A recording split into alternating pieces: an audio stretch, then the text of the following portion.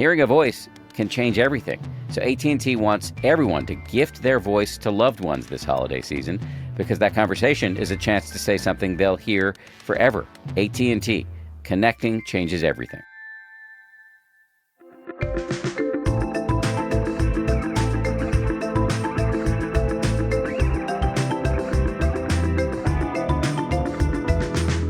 Dr. Bobby Parmar, welcome to the show.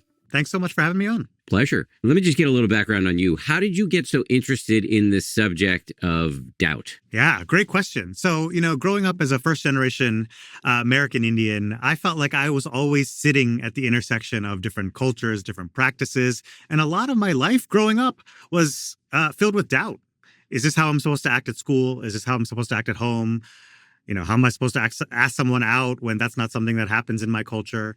We say that all research is really me-search. And so ultimately, I wanted to understand my own experience of dealing with multiple conflicting interpretations. And then when I got my PhD and started to teach in a business school, I noticed that many of my students were dealing with very similar themes, maybe not in the exact same way that I was, but they experienced doubt.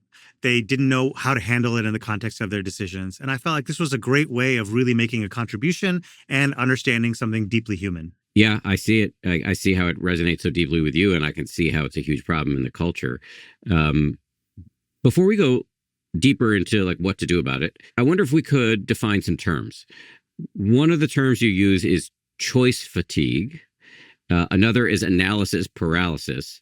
Can you define those and maybe distinguish between them? Yeah, for sure. So choice fatigue is something that happens to all of us when we face multiple choices and we're not quite sure which one to pick. So the best example of this is something that happens to me all the time when I go to the grocery store and I'm trying to pick a bottle of ketchup and there are 45 options of ketchup and I'm not quite sure which one to pick and why I would pick a certain one. And just having so many options leads to something that we call choice fatigue. Analysis paralysis is related, but distinct in the sense that analysis paralysis can happen only when you have two options and you're not sure which one to pick. But it's the rumination, it's rethinking and thinking over and over again about which option to choose and why you might choose one versus another, collecting data and asking more and more folks, but delaying making a decision. And so sometimes when we think that there's a right answer out there, the best way to get to that right answer is by analyzing the hell out of a problem. And we can get stuck doing that and not actually testing and learning and finding smart ways of making that decision. So I have a million questions on that score, but just staying lexical for a second. If I understand it correctly, choice fatigue is a kind of a symptom of the societal situation in which we find ourselves right now. We're overwhelmed with information and choices, et cetera, et cetera. Analysis paralysis can happen as a result, but it sounds like a particular pitfall in the current environment. Another example is when you're choosing what to watch on Netflix. There's just so many different options. It's very hard to pick which one. Should I invest time in this new series or this, new show? But analysis paralysis can happen even when you're choosing hey, should I keep my kid in this school or should I pull them out and go to another school? Because the stakes are so high and we really want to make the right decision. And so we're just constantly going back and forth and not actually acting. Just picking up on the stakes are so high and we really want to make the right decision. Do you think perfectionism, which previous guests on this show have argued is on the rise in our culture, do you think perfectionism is a major contributing factor to analysis paralysis? I absolutely think that. All throughout our education, we learn that being smart means getting the right answer. And then we hit a point in our lives where there isn't a single right answer to get. Yeah. And we apply those old models to our new problems. And so I talk about helping people make the transition from being right answer getters to becoming better answer makers. And becoming a better answer maker means dealing with doubt effectively, means running small experiments, testing hypotheses, not getting caught up on getting the right answer, but learning to get to something that is workable, usable, good enough.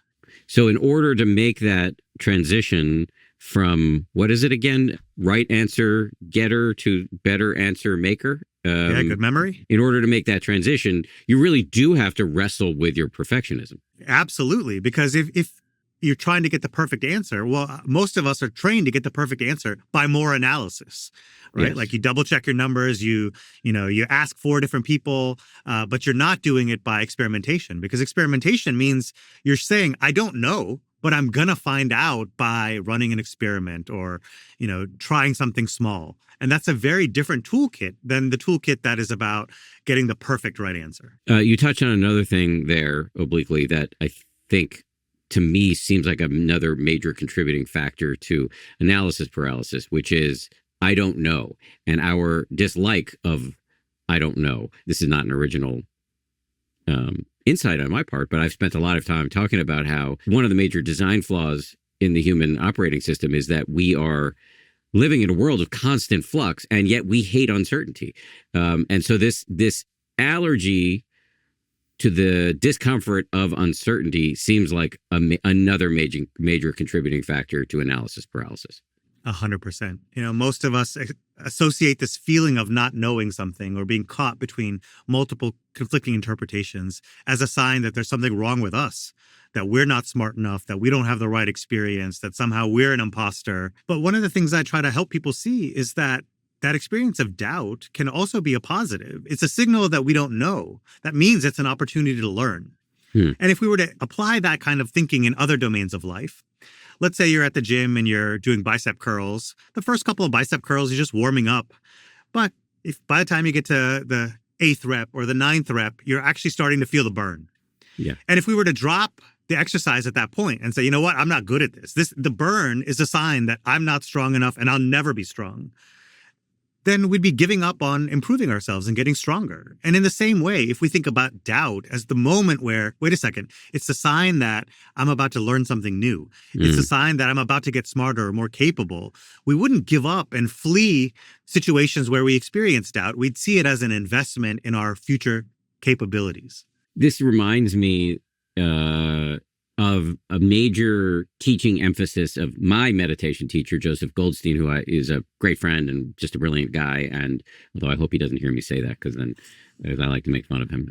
I'm not sure if he uses doubt in the way you are, but he talks about using rushing or certainty as mindfulness bells, as alarm bells to wake you up. If you're rushing, use that as a feedback. Oh, okay, let me take a breath.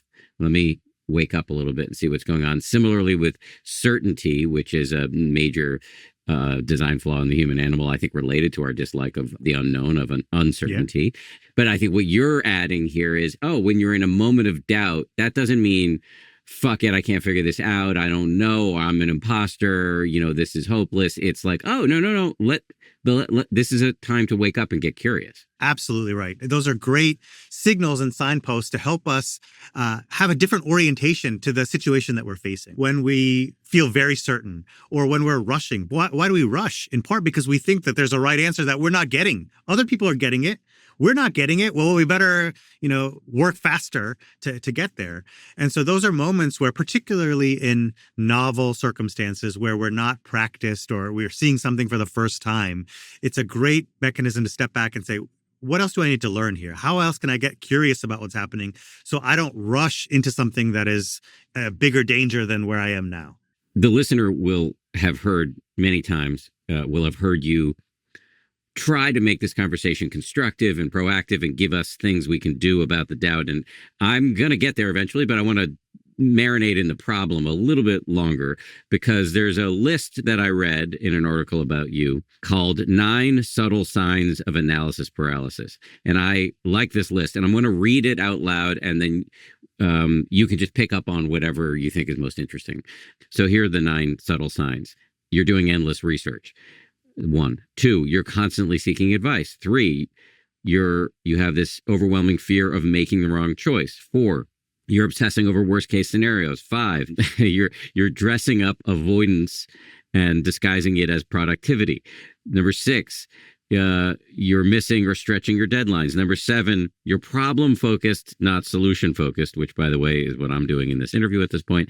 Number 8, you're overthinking every detail. Number 9, you're experiencing emotional exhaustion and anxiety. Okay, so I just read that list. Anything or any things in there that you want to pick up on and expand upon? Those are all symptoms of trying to find the right answer in a moment where we can't find a right answer. We have to make a right answer. And so these things can be really useful. Asking people for help, trying to gain more information. Those are all valuable strategies. But when we take them to an extreme and avoid acting, it can prolong our analysis paralysis and prolong some of these negative emotions that we feel in stewing in the problem. And so when we encounter something novel, something we haven't seen before, it's helpful to try to shrink the doubt and to name it and say, here's what I don't know. I'm really unsure about what's going to happen with this regulation or how my mom is going to react to X, Y, and Z. And by shrinking it, you can get much more specific about how can I learn that thing that is going to help me make a decision, or how can I move forward in a small, tangible way. When we try to get the right answer, we make the doubt so big because we have to get the perfect answer no matter what the circumstance is. And those problems become intractable because the world changes, something else happens, and we're constantly analyzing and reanalyzing the problem rather than saying, what's a small way I can move forward so I can learn what to do next? So now finally, I'm going to accede your unspoken demand to talk about what we can actually do about this. In that same article I read about you, which I'll put a link to in the show notes because it's a really good article, there are 6 strategies for overcoming analysis paralysis. So instead of reading you the whole list, I want to walk through this list one by one. The first is, and you kind of hinted at this in your last answer, make the uncertainty bite-sized. Can you say more about that? So sometimes we have these big questions, and it's so hard to know where to start. Should I move to a new city and take a job? I don't know. How happy will I be in that city? Will there be congestion and traffic? And because there's so many questions, it becomes really difficult to move forward. And so by making it bite-sized, we pick off one of those questions and say, wait a second, instead of making this big decision and having everything sorted out, why don't I go spend a weekend in that city and get a sense of what it's like to live there? Let me see if there are people that I know in that city who can give me some more information about what the congestion is like or good places to live. By making things bite-sized, you can move forward with confidence. But if it's something that's large and amorphous, the problem is always going to morph to keep us in that frozen state. I'll bring it back to Buddhism for a second. In Vipassana meditation or insight meditation, there's this notion of seeing by dividing. If you're mindful of your anger and breaking it up into its component parts, you see that it's not an anger monolith. It's a shifting process that's moving through. And once you break it up into its component parts, it's much easier to deal with. And so I think that's a rough analog to what you're describing here. That's a great analog. I'm always looking for gold stars. Thank you, Professor. The second on your list here is to run small experiments. And you've made allusions to this in the last 15 minutes or so, but can you expand upon it now? Absolutely. When we don't know something, the best way to figure out what we need to learn in order to make a difficult decision is to try to test things out, whether that's, I have to break this really difficult news to my parents and I'm not quite sure how to do it. And I'm really worried about their reaction. You might start by finding a trusted advisor, a sibling, and saying, how do you think mom is going to react to this? How do you think dad is going to react to this? And by getting that additional data, you can hone your strategy and your tactics to put yourself in a better position when you're actually making the difficult decision or having that difficult conversation. And so little experiments, one, are bite-sized, but they also teach us valuable things about our approach so that when we're in that moment where we have to choose or do the hard thing, we're much more capable. So it really does feel like curiosity, a willingness to learn, and openness is central. 100%. And those are really easy things to say, but very, very hard things to do in the moment when you're being flooded by negative emotions, you're stressed. And so a lot of these things are what might seem like common sense when we're in a cool, collected state, talking to each other. But in a moment where you're feeling really nervous or anxious or worried about how your colleagues will see you, these are the last curiosity feels like the last thing that you should be exercising. Yes. I like to say that, like doubt plus fear equals some kind of paralysis, some kind of avoidance. But doubt plus motivation is curiosity. And so in those moments, we have to try to find ways of connecting with our motivation. Why is solving this problem going to benefit me, those that I care about? How is it going to make the world a better place? What am I going to learn? How am I going to become more capable by addressing this problem? If we can connect to that motivation in those hard moments, we can unleash the potential for curiosity. These are skills. They're easy to say, but incredibly hard to do.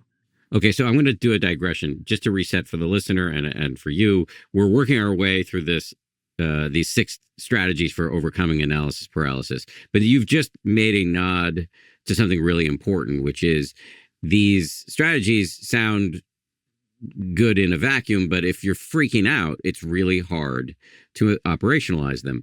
So you actually have some strategies in your book for emotion regulation or emotional regulation in moments like this. So I actually want to leave this list and go to that other list. Sure.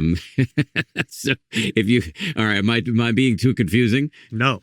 Okay. No, I got to find the second one. Okay, yeah. I have the list in front of me, so you don't have to worry. Just for anybody who's listening, couldn't see, isn't watching this on YouTube.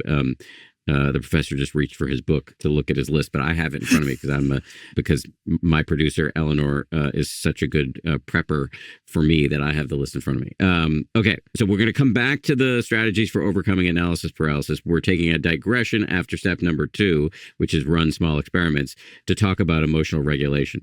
Before we get into this list that's in your book, you just said something there that's not on the list, which is coming back to your core motivation as a strategy for calming your nervous system. I feel like maybe dwelling on that makes sense. I'll just say, and I apologize for hijacking the conversation in this way, but for me, I have a little tattoo that I've talked about many times on this show, so I'll make this quick. That just is a reminder that for me, my life is for the benefit of all beings, which is off-brand in its earnestness, but really true. And so when I look at this little tattoo that's next to my watch, it recenters me. It pulls me out of the toilet vortex of anxiety. And I think that's what you're pointing at. Yeah, and we all have our version of the tattoo, right? And the goal is to find what that reset button is for us. Just a little bit of context here in terms of how the brain works to create these experiences that we can find so difficult to deal with. There are kind of 3 interconnected circuits in the brain. The first, the technical term here, is our mesolimbic pathway. It's our reward system. I like to call it our pursue system because it lets us go after those things that we find valuable and rewarding somewhere out there and in the future. We're going to work extra hard to get that promotion. We're going to walk down the hall to have a conversation with that colleague who makes us laugh. We're going to go walk down the street and get that donut because it's going to taste so good. That's awesome. When there are clear signals that something is valuable in the future and out there, our body gears itself to go after that thing. The opposite is also true. There are also very clear signals that something is threatening or dangerous. And it could be physically threatening, but it could also be socially threatening. This is a situation where I might look stupid. People might respect me less. Someone might reduce my status. I might put myself in a position where I respect myself less. Those are also very threatening. And so the part of the brain that gets activated there is our protect system. And that's typically what we would call our fight, flight, freeze mode. Something is overwhelming us and we need to get the hell out of wherever we are because we're in danger. And when the world is composed of clear signals of reward or threat, these 2 systems work beautifully. They keep us safe. They keep us focused after, prizes and perils. But often, the world doesn't give us very clear signals. Sometimes there are signals where we want to approach and avoid the exact same stimulus. Or there are 2 things that we want to approach at the same time. Should I vacation in Hawaii or the Bahamas? I don't know. They're both great. Or 2 things we want to avoid. I don't want to get stuck between a rock and a hard place. And so when there are these conflicting signals and we don't know how to move forward, the third part of our brain becomes active. And that's what I call our pause and piece together system. It's what recognizes that there are multiple conflicting interpretations of the present moment and we don't know what to do. And most of us have come to associate that feeling with feeling inferior or stupid or not good enough, rather than saying, wait a second, this is a moment where I'm about to get more capable and strong. And that's what really the book is about, is the shortcuts we take in our decision making when we become overwhelmed by moments of doubt and the things that we can do in those moments to try to move forward with confidence. Okay, so one of those things is, as stated by you, we're coming back to what am I all about? Yes. And if I could just close the loop there, sorry, I lost my train of thought. Please. The example you gave about that tattoo is really powerful because in those moments when our protect system is active, when we're feeling like this is a situation I need to get the hell out of, or I'm at risk, my reputation is at risk, by connecting to your purpose, your motivation, connecting to who you help, connecting to maybe people that have helped you, those are reminders to activate our pursue system, that there is something valuable and positive in what might feel like challenging, difficult, and frustrating. And so those are really powerful strategies that when we're feeling flooded by negative emotions or anxiety or the negative side of doubt, that there's some good here. And if we can identify that, focus our attention on that, we can start to move forward and not flee or freeze in that situation. So some of the other strategies you reference in the book, actually, I'll take these one by one. One of them is to switch up your circumstances. What does that mean? Oftentimes, particularly when we feel a strong emotion like anger or frustration, they tend to happen in very predictable circumstances, whether that's scrolling on social media or dealing with a difficult family member or someone difficult at work. And there's this feedback loop that happens that creates this habit of someone says something frustrating, I get angry and upset. By switching up the circumstance, you're actually changing the context so that the normal habit is disrupted. So if I'm on social media and something happens that makes me angry, I might put the phone down and go for a walk. That makes it a lot harder for me to sustain that anger. I'm paying attention to different things. I'm using my body in a very different way that allows me to channel that energy in other places. And so by switching up the circumstance, you're disrupting that habit circuit that leads to a particular, in this case, not very helpful emotional response. That makes a lot of sense. Another strategy is distraction, which you call, look, over there. Yeah. So true, right? Because when I talked about these three systems, particularly our protect system and our pursue system, they work by creating certainty. So they actually narrows our field of vision on the things that will maintain that emotion.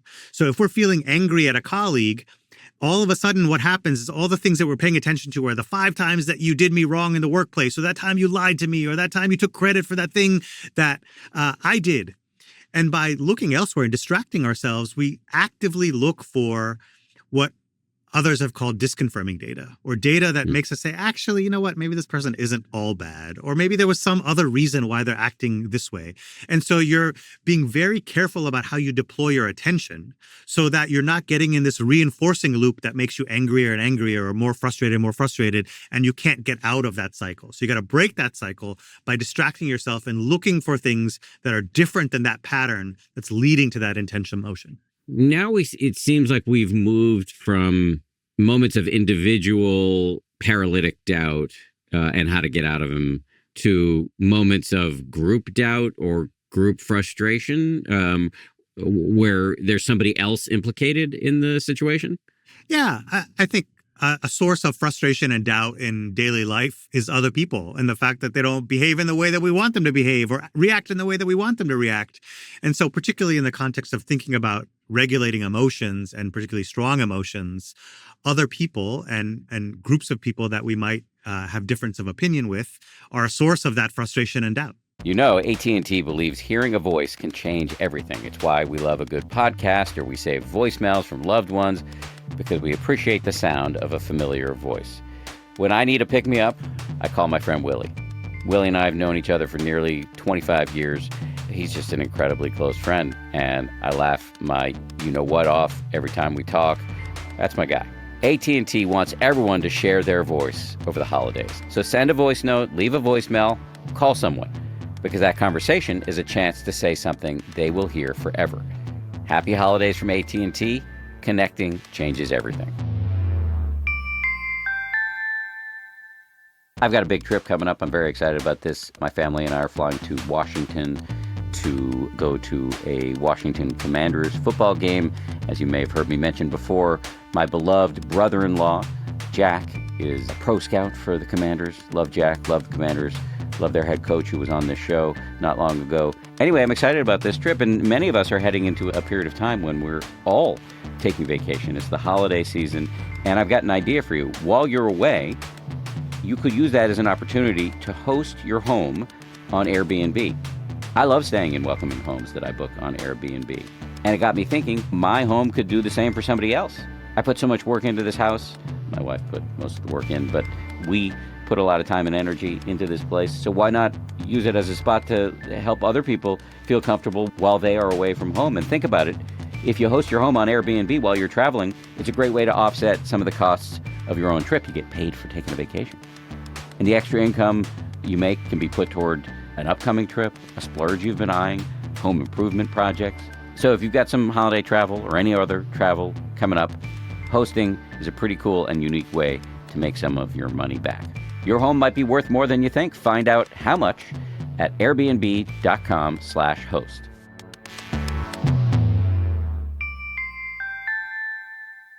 Another strategy in your book is reframing. What do you mean by that? When we experience a strong emotion, we are so sure that we are right. Man, that waiter has been ignoring me for the past 45 minutes. There's, clearly they have it in for me. And by reframing, we're changing that story that leads to that strong emotion, right? If that waiter is actively ignoring me, of course, I have every right to be justified in being angry and frustrated. But if I were to look out and say, wait a second, this waiter is dealing with 20 tables and they're short-staffed, maybe they're not ignoring me on purpose, maybe they haven't seen me. That reframing, again, allows us to add just enough of a pause to that building cycle of kind of thinking and emotion for us to regulate ourselves and say, actually, let me stave off this building frustration and anger, and let me look around for other ways of explaining this thing that is causing me to feel frustrated or angry. You're describing this as an emotional regulation tool, which I agree with. But when the mind and body are dysregulated, it can be hard to remember to even do what you're asking for with the reframing. That's exactly right. These are skills that take a lot of time and practice. And so if you're working with a very skilled therapist or a meditation coach, even in my lab here at the business school, I put my students through frustrating situations with actors and I record everything for them to watch. And only by getting that third-party perspective on yourself, by saying when that actor said that really frustrating thing, I just took the bait and I rose to, and I got upset and I lost my cool. By seeing that and seeing that it actually had a negative impact on our relationship or on the conversation, it opens a space for that person to say, okay, let me try it differently. And then, just like workouts at the gym, you got to get reps in to get better and better at that skill of reframing or distracting yourself or switching up the circumstance. So the important piece, the starting place, is to know that there are strategies.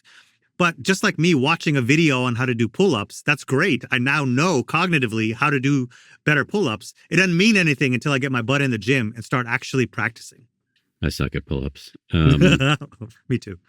There's another strategy in the book that we haven't touched on yet, which is... I call it trying something new. And what that means is actually changing the behavior that results because of an emotion. So in a simple example, we might say, I feel angry, and because I feel angry, I have to yell. Well, but the yelling part of that equation is optional. There are lots of ways of showing and demonstrating anger. There's probably some culturally similar ways. They might vary from culture to culture.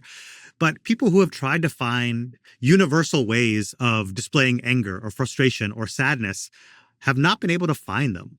What that means is that we have choice on the behavior that results because of a particular emotion. Just because something makes you angry doesn't mean you have to yell. It means that there might be a behavioral response, but you get to choose it. You might choose to laugh. You might choose to whisper. You might choose to get really introspective or get really friendly. You have a choice on how to channel the energy that comes out of that emotion. And trying something new means disrupting, again, that habit or that circuit that says, I'm angry, therefore I should yell, and say, I'm angry, therefore I'm going to go for a walk. Or I'm angry, therefore I'm going to write down all the things that make me angry until I feel better. And so changing that behavior is critical to demonstrating that emotion in a productive, healthy way. This is sometimes described in psychology circles as opposite action. Yeah, that's a great way of operationalizing this, is saying, okay, my normal response is to, get upset. What could I do that's the exact opposite of that? How could I get really friendly or curious or empathetic when I'm feeling this emotion? And that's a good skill to practice, is not just to have this tape that plays that says, oh, Bobby's anger button was pushed, therefore he's going to act this way.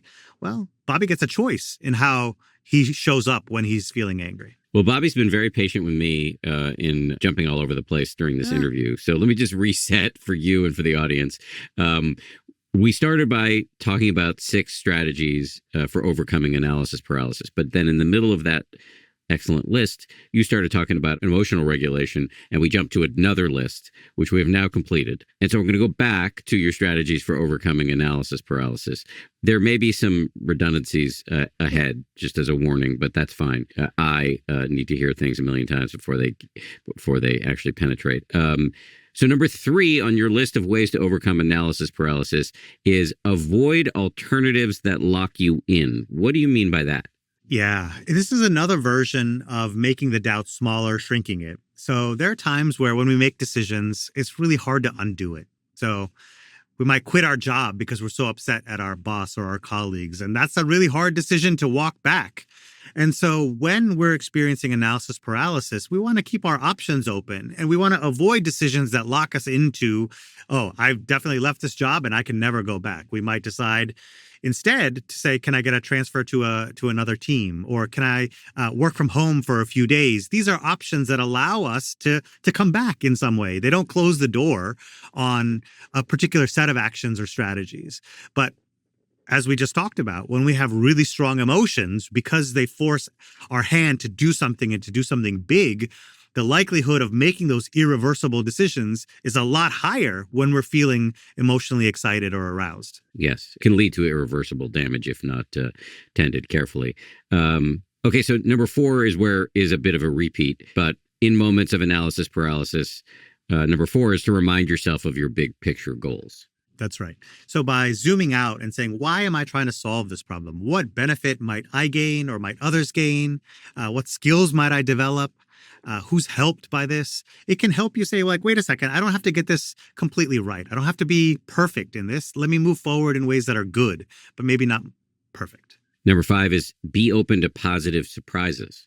It's one of the hardest things, particularly when we're ruminating on negative things. So typically when we're experiencing analysis paralysis, it's a negative thing, right? We're feeling like we're stuck in this decision. We don't know how to move forward. And we're paying attention to all the negatives on all the options that we're considering. But being open to positive surprises means that there are times where we're not able to imagine something great around the corner. If, for example, I do decide to move to this city, maybe I'll make a new group of friends. Maybe I'll get a new job that I didn't imagine. So many of the best decisions in our lives, when we look back, weren't decisions that we planned or knew. We just kind of fell into them. And when we get stuck in analysis paralysis, it's important to remember that we don't know what's going to happen. That means we don't know what negative things are going to happen, but equally, we don't know what positive things might happen. And just opening ourselves to the fact that there might be positives can make that analysis paralysis feel less negative. Number 6 is consider what you can afford to lose. This is a really important strategy for individuals and organizations. In the process of learning, there are obviously lots of things that we don't know in order to make a decision. And sometimes we feel like before we do anything, we have to have the perfect answer. But thinking about this principle that others have called the principle of affordable loss says, you know what, I can spend a weekend and it's okay if I come out of that weekend and realize I don't want to move to this city. Or I can have a call with someone and get a sense of like that 30-minute call. It taught me that I don't want that job or I don't want to work at that company. And that is something I can afford to lose. And so identifying like, look, I can spend up to X amount of dollars or X amount of time learning about this decision and I can afford that. That's a good investment for me to make, even if I don't end up choosing option A over option B is critical. But when we're trying to get the perfect answer, we throw all kinds of resources at that question, regardless of whether we can afford them or not. Sounds familiar if I think back through my own life. I don't know. This is coming to mind as I'm listening to you talk. Have you heard Ellen Langer's thing? Ellen Langer, this is, as you know, the legendary psychologist from Harvard. She has this thing where she says, instead of worrying about making the right decision, make whatever decision you make right. Do you agree with that? Yeah, it's such a great line. And I think that there's a lot of wisdom in that, right? So part of what I take from that powerful quote is this distinction between process and outcomes, right? So we get so focused on the outcome of I have to get the right answer that we forget about the process of learning, experimentation. And so I think that that's exactly, it's a really useful and powerful quote. Where I might disagree slightly is that the reason we care about a good process is because it's supposed to get us to better outcomes. And I don't think it's as easy to divorce ourselves from that positive outcome. And so we want to think about both a good process and keep our eyes on what we think might be a good outcome and understand when that process might be taking us away from that or when it might be getting us closer to that. Let me just make sure I've got this. Where you might slightly diverge from her is that we shouldn't just make decisions willy-nilly and then make them right afterwards. We should actually run a good process to get as close to a solid answer as possible and then be nimble in the aftermath. Yeah, I think that's right. A lot of times decision scholars will say things like, look, we can't predict the outcome. All we can do is run a good process. And that is important. We should be running a good process. But how do we define a good process? Why do we know that, for example, framing problems effectively, generating multiple options, why are those good practices? Why are those a part of a good process? Because we know that they're more likely to lead to good outcomes. So I don't think it's as simple as saying, don't think about outcomes, focus on process. You got to think about both of those things. Got it. You've got a chapter in the book called How is, and you use a mathematical symbol, how is greater than, if not equal to, what? One of the symptoms of being focused on getting the right answer is we think we are done demonstrating our expertise, making a good decision when we've defined what we're going to do. I am going to move to this new city. I am going to break up with this person. I'm going to take this new job. But it turns out that so much of what we consider to be a good decision comes from actually how we do it, the way that we show care in that process, the connections that we maintain. And so many decision makers and decision-making scholars have focused on getting people to pick what. Am I going to invest in stock A or stock B? Am I going to launch product A or product B? But it turns out that equally important to that is how we do it. Is it how are we engaging with our customers in launching this product? How are we advertising that product? Are we being true to our values in that process? Because all of those things create their own set of outcomes that then shape whether we're satisfied with that decision or not. An example I like to give is, a bucket of activities that we might call getting fired. On the face of it, getting fired sounds terrible. Getting fired is terrible if your boss doesn't give you any notice. They come into your office and say, I know you were going to get promoted, but actually we're letting you go. It feels terrible. Well, we can also imagine a world where getting fired doesn't feel so bad because our boss is looking out for us. They're helping us get another job. They're explaining to us exactly why they can't keep our current role in its current form in the organization. They're reaching out to colleagues to help get us training and skills for the next job in another organization. And that very same set of what, getting fired, can be radically different depending on how it's done. And one of the things that we notice about really good decision makers is they're paying just as much attention to the how as they are the what. Are they paying attention to the how, both in the process of getting to the what and in the how they're executing on the what? Yes. The chapter is more focused on the latter, is on the execution of what. And so, but you're right. It's both of those things. We're thinking about the process that we've used to make the decision. And then when we get to the decision, it's not just what we've decided. Shut down the factory. Don't shut down the factory. But how do we do that? How do we implement the shutdown or the lack thereof? Are we being honest and candid with people? Are we giving people warning? What are we doing in terms of severance pay? What other options are there for people? How we decide to shut down the factory in terms of the decision process, and once we've made that decision, how we actually shut down the process are incredibly important. But I think maybe your core point here, and you'll correct me if I'm wrong, is that we need to be paying attention to process more than outcome, if not more than at least equal to. Yeah. How do we effectuate that kind of cognitive shift, given how outcome oriented, let's check the box and move on, we are in our culture? Both at a personal level and at an organizational level, there's such an emphasis on being a right answer getter that we want to very quickly make the right decision, focus on the what, and move forward. Part of the reason why learning and experimentation is important is because it teaches us how to do something. It teaches us that by trial and error, we can engage with our employees in this way, or we can deliver a message with a certain tone of voice. We can demonstrate our caring in a particular way. And so that focus on how do I do this effectively has to be just as important as what do I do? Lots of times when I work with organizational leaders, they'll tell me things like, look, I got to make a fast decision and it's hard for me to do all this process stuff and think about how I'm going to do it. And then they make fast decisions, but those decisions end up backfiring.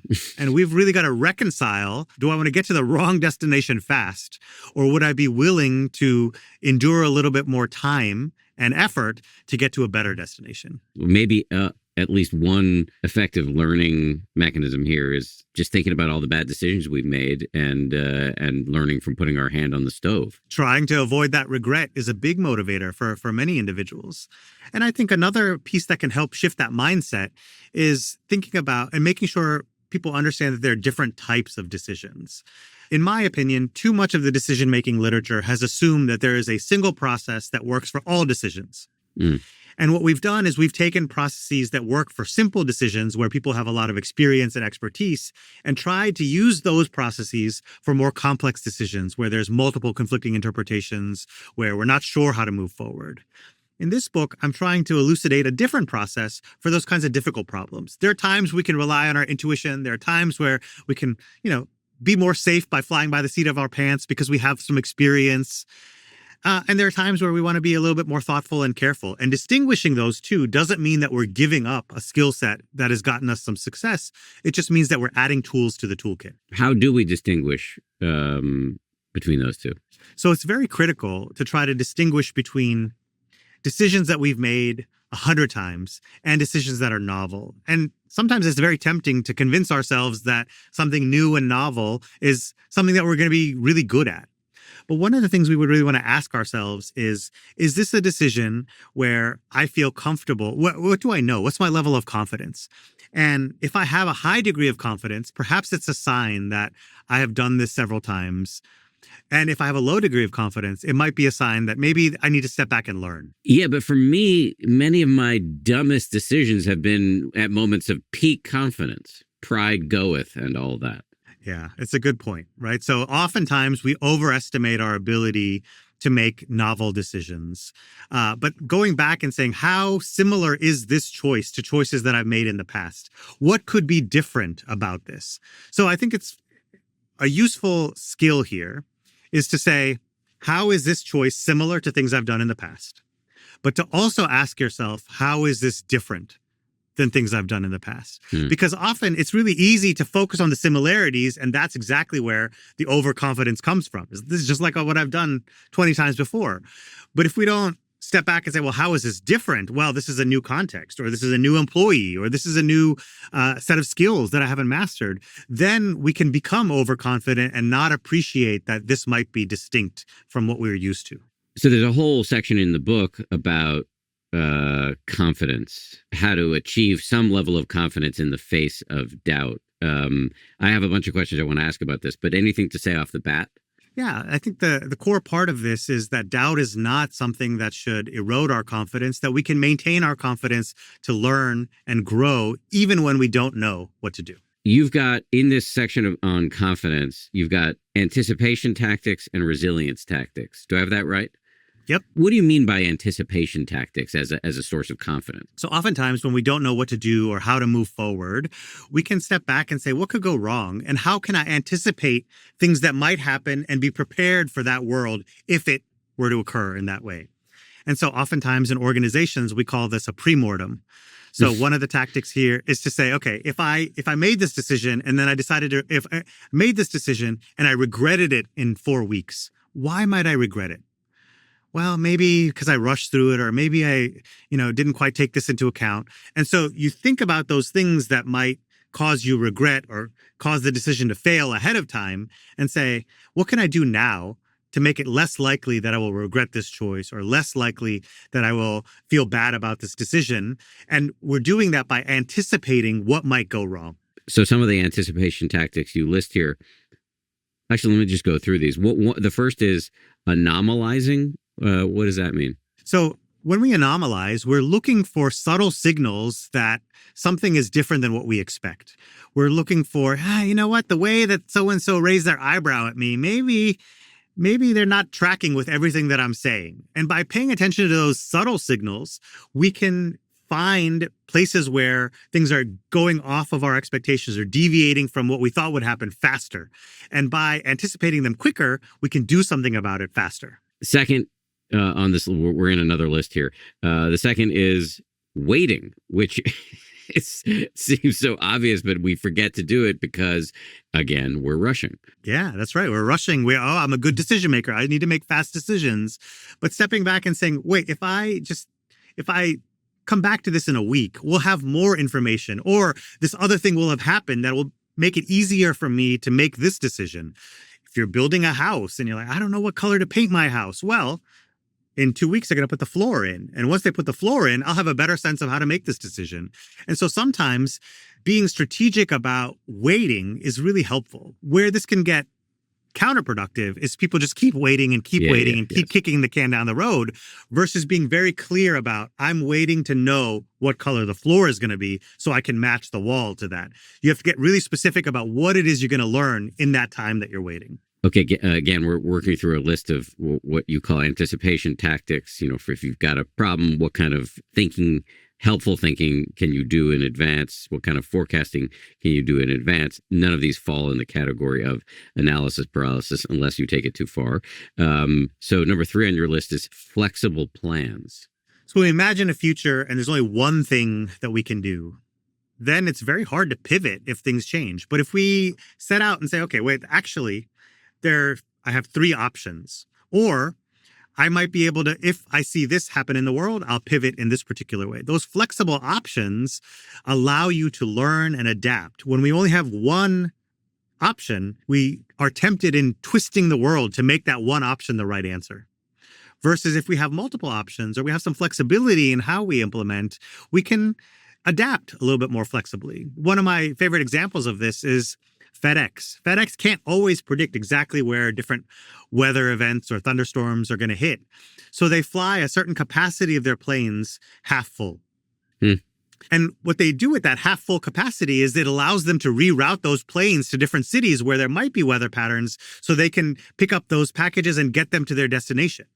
They don't know exactly where those weather patterns are going to hit, but by allowing themselves that flexibility, they can still deliver those packages on time, no matter where there are severe weather events. Right before I sat down to do this interview, I was having lunch and I'm recording this from my home studio, and I was having lunch in my living room with 2 of the people on my team who happen to be working out of my house today. Tony is our CEO and Taylor, who's our head of operations. And they were working on the budget for next year. And I was watching them do this. I was listening to this as I was eating a salad. And they're deliberately pessimistic. It's kind of like, well, let's estimate the speaking fees that Dan will generate next year at 10% less than this year. So we can have some upside surprise. But, if it's higher, well, then we can do X or Y thing with the budget. So it seems like they're doing a form of what you're describing. Exactly, right? So thinking through multiple scenarios, saying what'll happen at these 3 different levels of speaking fees. It'll allow us to open up this particular initiative or do this really cool thing. Yes. That allows you to pivot when those cool things happen. And most importantly, it allows you to pivot in ways that are consistent with your values because you've thought about it ahead of time, rather than in the moment you find yourself flush with cash and then you're like, oh, this is the first opportunity that came to me. Let's go after that. And no, they're not stuck in analysis paralysis. They're making decisions, but they're doing this kind of anticipatory forecasting, wise strategy, or as George W. Bush would say, strategery, without even having read your book. Although I guess they probably maybe they have read their book, your book. I should check. Another anticipation tactic that you list here, and again, this is all under the rubric of how can we be confident in the face of doubt. One of your anticipation tactics is reducing and refining uncertainty by acting. This goes back to the idea that many times we think before we do anything, we should have the right answer. We should have everything planned out to a T. We should know exactly what the financial models are going to do and say. And that just perpetually kicks the can down the road for doing anything. Whereas if we were to say, we can learn something really critical by acting in this particular way. Let's go interview this person. And if we interview them, we'll learn something about whether makes sense to pivot our podcast in that particular direction and generate that revenue. Now we're not just worried about that uncertainty. We now have done something that reduces that uncertainty and makes us feel like, okay, actually, we learned some really cool things. This is exactly where we should be going. Or maybe let's try one more. And so oftentimes we have this separation between thinking and doing, between learning and acting.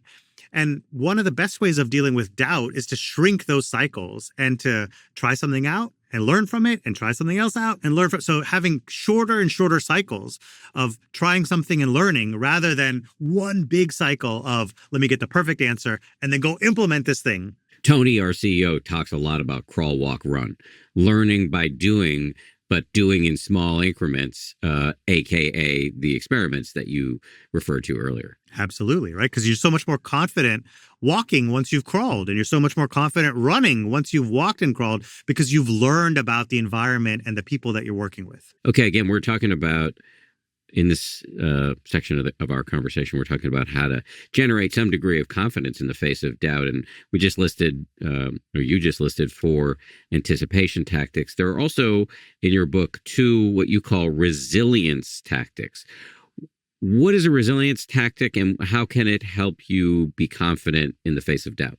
So our tactics for anticipation allow us to step back and say, what could happen and how could I be ready for all of those possible eventualities? Resilience takes very seriously the idea that you can't anticipate everything, that there will always be something that you are blind to or that you can't expect, what others have called unknown unknowns. And so instead of trying to plan for everything and figure out the right way to adapt, we can build systems for resilience that allow us to bounce back when we inevitably find that bump in the road that we're all going to hit. You know, AT&T believes hearing a voice can change everything. And if you love podcasts, you get that. The power of hearing somebody speak is unmatched. It's why we save those voicemails from our loved ones. They mean something. For me, when I need a one-on-one holiday boost, I know who to call. My friend Joseph Goldstein, my meditation teacher. This is a guy who is just, every time I got a problem, I can call him up and he talks me off the ledge and gives me practical and profound advice. AT&T knows the holidays are the perfect time to do just that. Share your voice. If it's been a while since you've called somebody who matters, now is the time because it's more than just a conversation. It's a chance to say something they will hear forever. So spread a little love with a call this season. Happy holidays from AT&T. Connecting changes everything. One of the resilience tactics is building psychological safety. That's a term that comes up a lot in episodes. Can you explain what you mean by building psychological safety?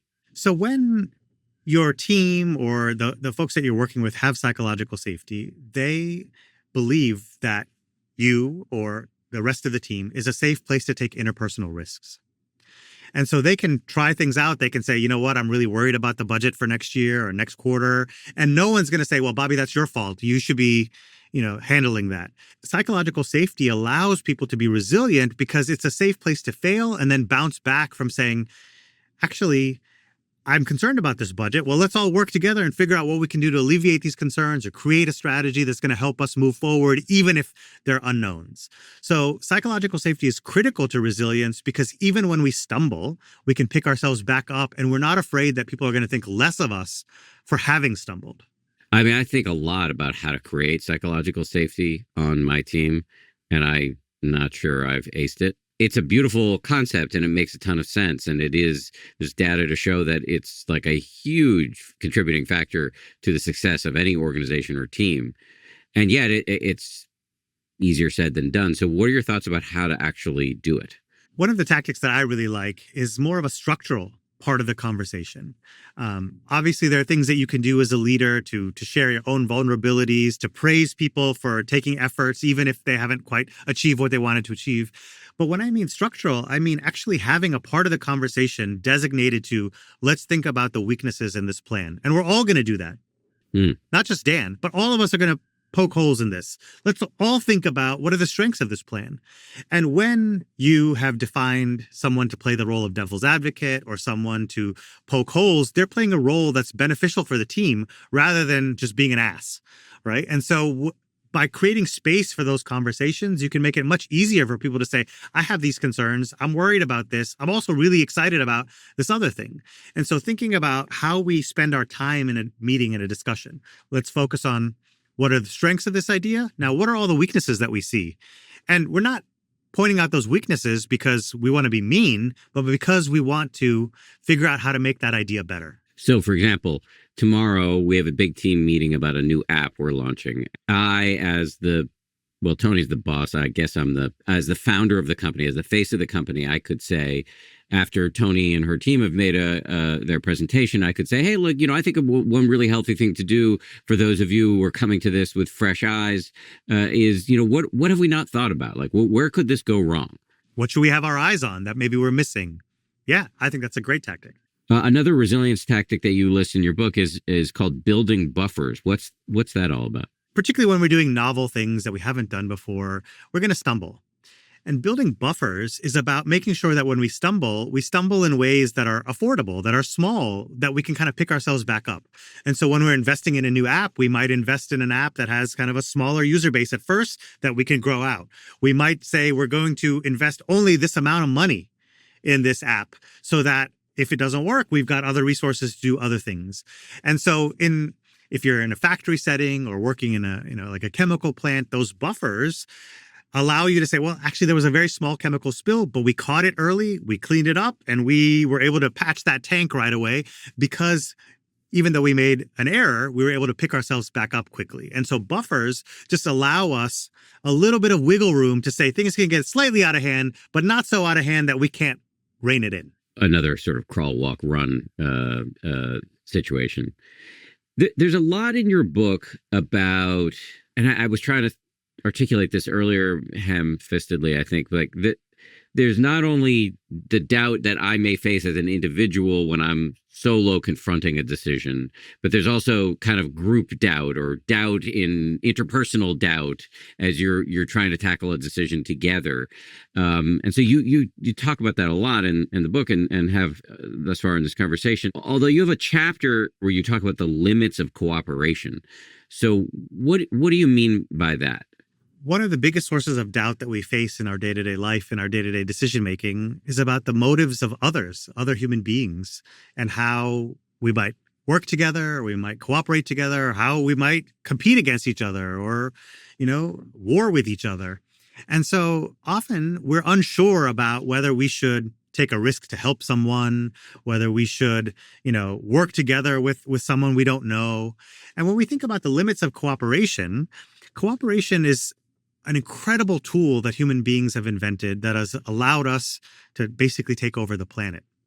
And there are these competing views. People at the bottom will say that ultimately human beings are selfish and they're only after their own interests. On the other hand, we might think about human interests fitting together or folks having positive emotions towards others. And when we think about the limits of cooperation, it's about trying to understand how we can make sense of the motives of others and the conditions under which we can cooperate wisely, rather than just say, well, everyone's got my best interest at heart. I should work with everyone, or I should help everyone. Right? That feels like a very blunt strategy.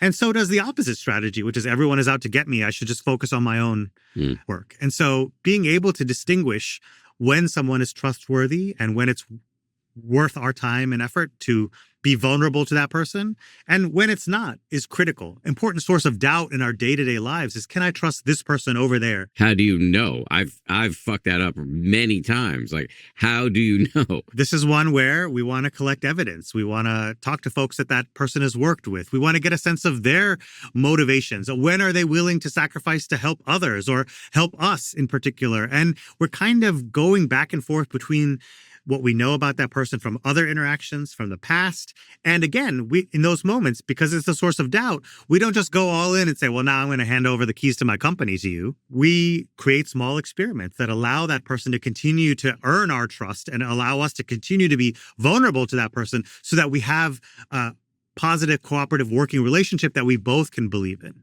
Okay, another aspect of working with other people. Side note, I often joke that the human curse is that we need other people to thrive, and other people are a titanic ass ache. So it's tricky. But one of the aspects of working with other people in situations of doubt and uncertainty is that when things go pear shaped, we can get into a blame game. And you dedicate a decent amount of ink to blame and our temptation to blame. What's your TLDR take on that? So when we make decisions, there are all kinds of outcomes of that decision that might affect people differently, right? And so even when we're making decisions as an individual, we belong to a community. We're a part of a social context. And we might put blinders on and say, look, this is none of your business. This is my decision. But we still have to justify our choices to others. And when, in particular, things surprise people in a negative way, I can't believe I was fired for that, their intuition is to try to blame us. And so in those moments, there can be many times where we're unsure about, am I blameworthy? Did I really have responsibility for this? A key source of doubt, particularly in the organizational space, is what am I responsible for and who am I responsible to? And there's lots of ways of thinking about responsibility. One way to think about responsibility is that I intended for this to happen. Another way to think about responsibility is that I was a part of the causal chain events that led to this thing happening. So, for example, typically in the legal space, we might talk about, if we have a suspect for murder, we might talk about motive and means. And when motive and means go together, we know, hey, Bobby was the killer. Hey, arrest this guy. But oftentimes in organizations, there's a separation between motives and means. Senior executives might do a lot of the strategizing and intending. People lower in the organization might be doing a lot of the acting. Like, hey, I signed this form, or I, asked this customer to do this thing, or I put the number on the test that said, XYZ for emissions. And that becomes really tricky because then we can start to doubt whether we're responsible. Well, I didn't actually put the number in that file. I'm not responsible. Well, but you created the strategy that put a lot of pressure on people to do that. So many times we can have a hard time figuring out the conditions under which we're responsible to others. And so what this chapter does is say, here's how we can attribute responsibility. We think about, I just talked about intentionality. Did I want for this to happen? Causality, was I part of the chain of events that led this to happen? But also things like capacity. Did I have the resources, the skills to stop it or to actually do it? And then the obligation. Was I obligated to do something about this? I might have the resources, but there are lots of times where I don't have the obligation. And so when we face moments of doubt about whether I'm responsible for this harm that happened to someone, we can think more deeply about intentionality, causality, capability, and obligation to help sort out some of that confusion. There seems to be a difference between what I'm hearing you, or I think I'm hearing you describe, which is Bobby as an individual thinking about how much responsibility he bears for an outcome that was suboptimal. There seems to be a difference between that, what I think is quite a healthy exercise, and how to apportion blame for other people. Yes. Which I think you'll also have to do, but it can get nasty pretty quickly. That's right. And blame here is a strong word because we can think about blame in lots of different ways, right? There's very severe blame, which is like, Bobby, you should go to jail for this. But there's also holding people accountable, which is a softer version of blame. And even when we're holding people accountable, we're paying attention to things like intention, causality, obligation, and capacity. So that model of how we think about responsibility is useful even when we're reflecting on ourselves and when we're reflecting on others. Correct me if I'm wrong, but this does bring us to your section in the book on rupture and repair. Yeah.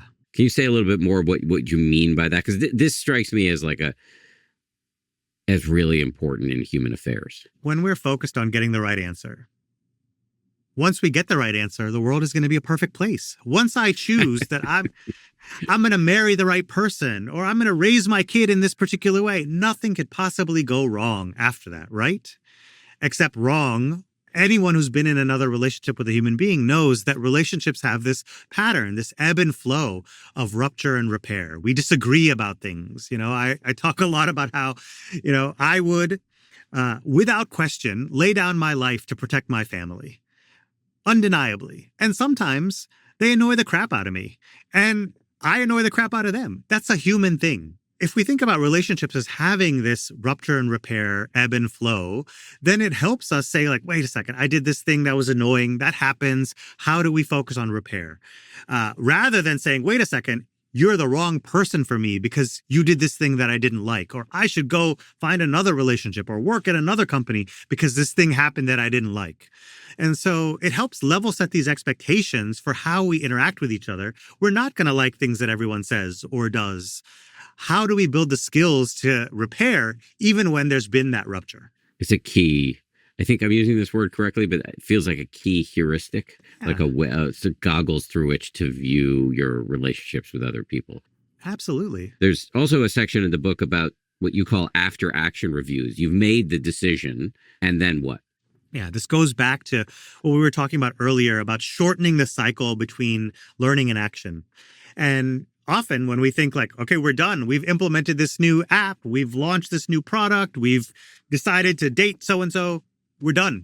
There's no more learning that can happen. After action reviews, close that loop and say, we just did a thing.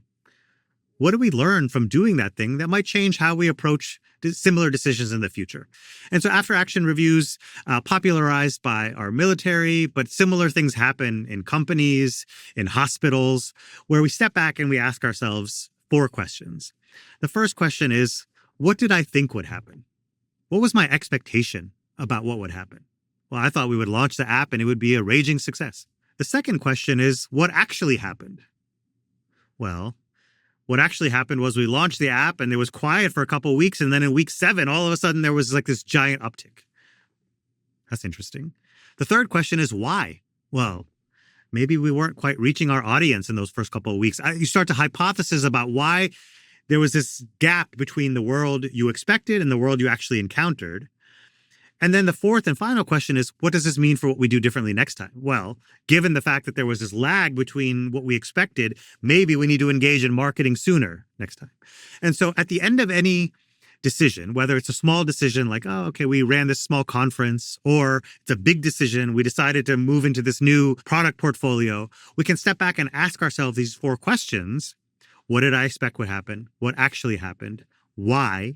And what will we do differently next time in order to close the loop between learning and action? Crucial step, and one that I frankly often skip. So this is a good reminder. Your core thesis, as I understand it, is many of us react to doubt in suboptimal ways, but actually it's a rich field of exploration and opportunity if we can, get our minds right.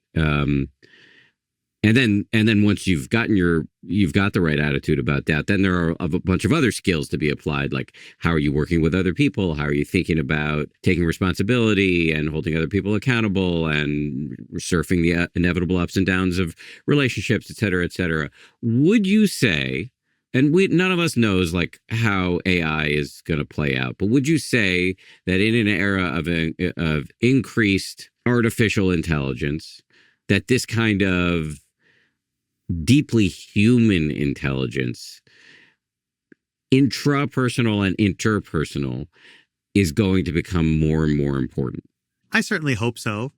From what I know about AI today, it feels like this is a distinctive human advantage, this ability to interpret data in multiple flexible ways, obviously the communication and connection with human beings in order to bring groups forward in the face of doubt. A lot of AI is programmed around a specific way of thinking about data. And if that way doesn't bear out, you've got to use another AI model, right? And they're not quite good at switching interpretations. And that's why I think this is so critical. When I work with organizational leaders, there are lots of decisions they feel perfectly comfortable using AI to solve.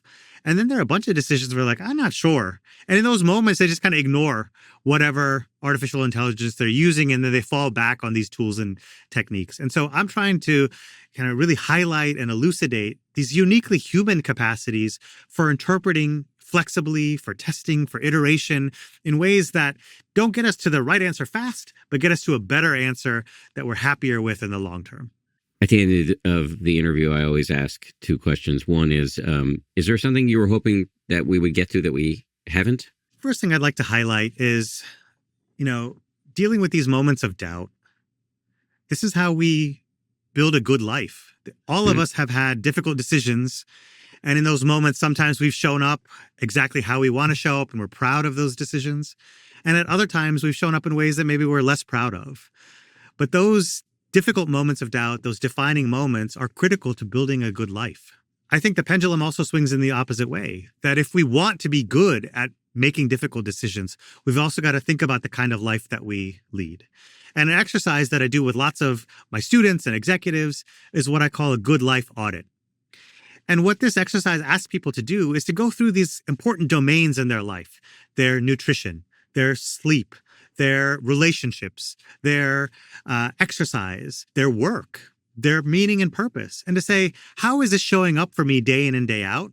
And is this eroding my capacity to make difficult decisions, or is it helping me to do that? Let's say I go through this audit and, man, I'm just not sleeping well. And it makes it really hard because in the moment I'm really cranky and I'm tired and I just don't have the bandwidth to sit with all of these different options. Well, then what can we do about our sleep? What are some things that we can try to help shore up that foundation so that we have the resources we need in order to make these difficult decisions? This isn't something that's optional. It's only a question of when, right? We're going to face these difficult moments in our life. And so to build that capacity means trying to understand these different facets and how they set us up for success rather than drain us. Anything else you were hoping to get to? I'll just talk about one final study that is really counterintuitive. I talked to my students about this and they're pretty surprised. This study takes place in the context of entrepreneurial incubators and accelerators. And so these are organizations that have popped up where entrepreneurs get a lot of mentoring, advice. Sometimes they get financial support. And their goal is to grow these small businesses into something larger. And there's two models of how these incubators work. One model is each set of entrepreneurs, each business gets a single mentor, and they work with that mentor for a couple of weeks and they get a new mentor. So you might have a mentor that's a genius at marketing, or someone who's really good at supply chains or programming, whatever that might be, depending on your business. Another model is a model where you get 30 mentors at the same time. In the space of a very short period of time, you're talking to 30 people who are telling you radically different things about your business. This app isn't going to work, or this app is going to be great, and here's why, or here's what you should worry about in terms of your logistics or your supply. And when I ask my students which model they'd like to belong to, most of them say model one. It's going to feel so great to have a single mentor, and they're going to tell me what to do, and it's going to feel awesome. And then I ask them which model is more successful, and they're not quite sure. But what the research shows is that entrepreneurs who belong to the second model, where they're getting multiple conflicting perspectives early in the business, their businesses last longer and they raise more money because they're able to notice patterns quicker. They're able to say, wait a second, these two different experts on marketing are telling me radically different things about how I should market my product. Let me go figure that out before I do anything. And to me, this study really shows the benefits of doubt that we underestimate. Most of us think it'll be much better to work under model one, where we're getting an expert to guide us and tell us exactly what to do, when it turns out that actually our business is much more likely to be successful and thriving if we learn how to deal with doubt. Yeah, we want the warm blanket of certainty. We want somebody to take care of us, but actually we do better when we do the uncomfortable thing of opening our mind to lots of potential outcomes and routes. Bobby, this has been a pleasure. Can you, the final question that I always ask people is, can you just remind us of the name of your book and anything else you've put out into the world that we should know about? The name of the book is Radical Doubt. It's available in bookstores everywhere. I also produced a documentary film about the purpose of business called Fishing with Dynamite. Check it out wherever documentaries are available. And do you have a website? Absolutely. RadicalDoubt.com. Great job with this, Bobby. Great to meet you. Likewise. Thank you so much. You're so fun to work with. I love, the candor and, just the care. It's very rare to find someone who could do both of those things simultaneously and do them well. Well, thank you. I appreciate that. I'll take the compliment.